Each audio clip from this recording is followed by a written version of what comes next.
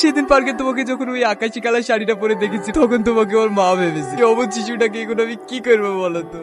মা, তুমি আমাকে কোনোদিন তাড়িয়ে দেবে না তো? আব্বা, আমি একটা সিদ্ধান্ত নিয়েছি। তুমি কি বলছো?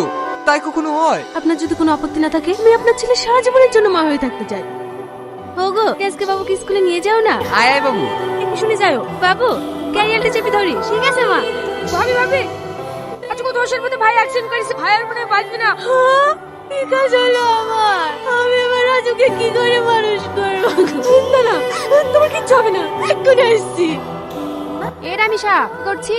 এই যে বাবুকে নিয়ে খেলা করছি। মা, আমি আলবেস্টার সাথে খেলা খেলতে গেলাম। দেখিস পায়েটাই যেন লাগে না। আব্বা, তুই যা করছিস, আপন বেটি ছেলেকেও এরকম করেন। এখন তো নিজের ছেলেই ভাত দিছে না, তো বয়সে কিছুই হয়নি। তুই একটা কাজ কর, আমার একটা দেওর আছে, তুই যদি বলিস আমি ওর সাথে কথা বলবো। খবরদার, তুই আমাকে সব কথা বলবি না। পাড়ার লোক যে কি দেখি সবসময় বিয়ে আর বি। দেখবি এই ছেলেই আমাকে একদিন রাজরানী করে রাখবি।